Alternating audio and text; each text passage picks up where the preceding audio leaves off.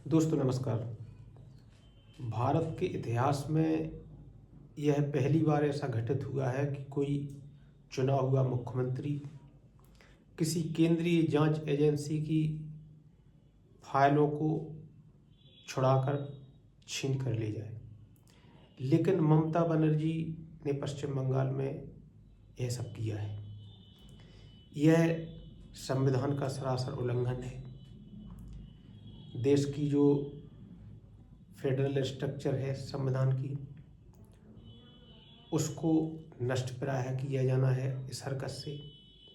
लेकिन इस देश में वह जो संविधान बचाने के नाम पर एक गिरोह चल रहा है, वह पूरी तरीके से इस घटना पर मौन है। उसके अंतःपुर में कहीं ना कहीं एक चुप्पी है।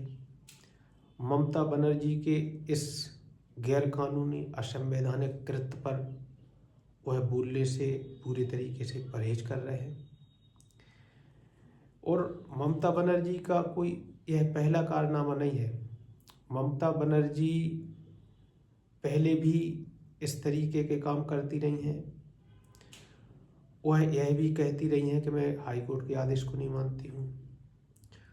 एक बार तो उन्होंने इतना तक कह दिया था, भारतीय फौज पश्चिम बंगाल से होकर गुजर रही थी तो उन्होंने कहा था कि भारत की फौज ने बंगाल पर हमला कर दिया है।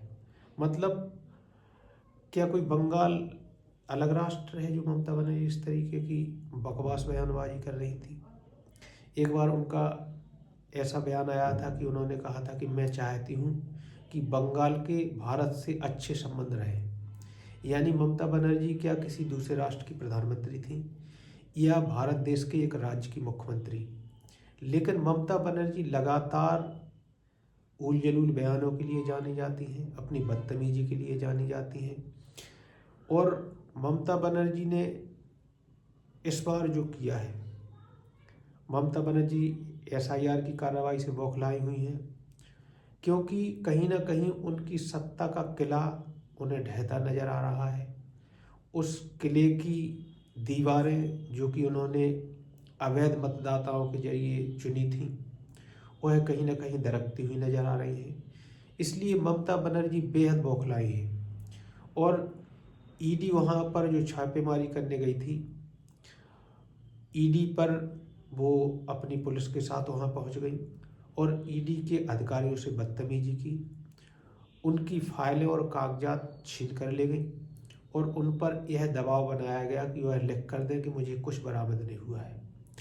अब सवाल यह है कि केंद्र की जो भाजपा सरकार है, यह ममता बनर्जी पर संविधान के अनुसार कोई कार्रवाई करेगी, पश्चिम बंगाल में राष्ट्रपति शासन की अनुशंसा करेगी, या सिर्फ चुनाव में एक मुद्दे के रूप में इसको भुनाने का प्रयास करेगी, ममता बनर्जी को केवल चुनाव में हराने का इंतजार करेगी।